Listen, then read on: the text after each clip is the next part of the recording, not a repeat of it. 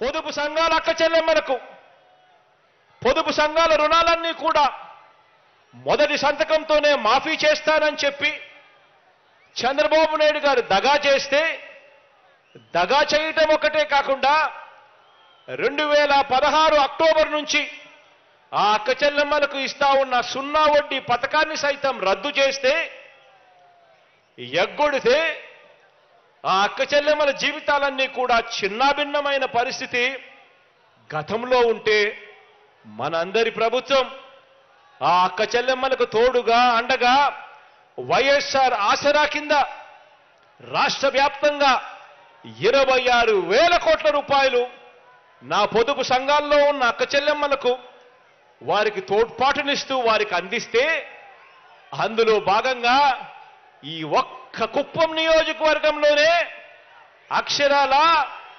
44,888 మంది నా అక్క చెల్లెమ్మలకు వైఎస్ఆర్ ఆసరా అనే ఈ ఒక్క పథకం ద్వారా 172 కోట్ల రూపాయలు ఇచ్చాము అని చెప్పి కూడా సగర్వంగా తెలియజేస్తా ఉన్నాను. ఒక మనిషి వల్ల ఈ ఒక్క కుప్పం నియోజకవర్గ ప్రజలకే ఎలాంటి మేలు జరగలేదు అనంటే, మరి ఇలాంటి వ్యక్తి రాష్ట్రానికి ఒక ముఖ్యమంత్రిగాను కుప్పం నియోజకవర్గానికి ఒక ఎమ్మెల్యేగాను అర్హుడేనా అని చెప్పి నేను మిమ్మల్ని అందరినీ కూడా కోరుతా ఉన్నాను. ఆలోచన చేయమని కోరుతా ఉన్నాను మిమ్మల్ని అందరినీ కూడా. 1983లోనే చంద్రగిరిలో మంత్రిగా ఉంటూ పోటీ చేస్తే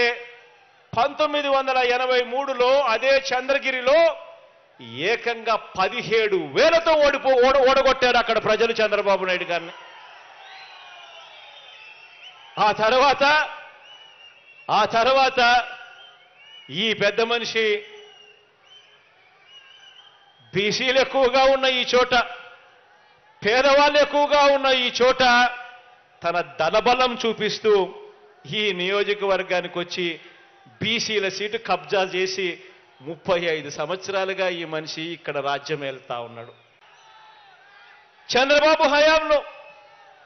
కుప్పం బ్రాంచ్ కెనాల్ పనులు ఎలా జరిగాయో మీ అందరికీ కూడా తెలుసు. దాన్ని నీరు పారే కాలువగా కాకుండా తన జేబులో నిధులు పారే కాలువగా మార్చుకున్న పరిస్థితులే మనందరికీ కూడా కనిపిస్తాయి. కాబట్టి ఈ కాంట్రాక్టును తనకు భారీ వాటా ఇచ్చే వారిలో ఎవరికి ఇవ్వాలి, అంచనాలు ఎలా పెంచాలి, మట్టి పనులు ఎలా పెంచుకోవాలి, ఇలా ఎంత మడుపులు పుచ్చుకోవాలి అన్న అంశం మీదనే చంద్రబాబు గారు రీసెర్చ్ చేశాడే తప్ప ఇక్కడ ప్రజలకు కానీ పక్కనే ఉన్న పలంనేరు ప్రజలకు కానీ ఈ 2 నియోజకవర్గాల్లో ఉన్న 2 లక్షల మంది ప్రజలకు కానీ వీరికి మంచినీళ్ళు ఎలా అందించాలి, వీరికి సాగునీరు ఎలా అందించాలి అన్న అంశం మీద కనీసమైన దృష్టి కూడా లేదు అనంటే ఆలోచన చేయమని అడుగుతా ఉన్నాను.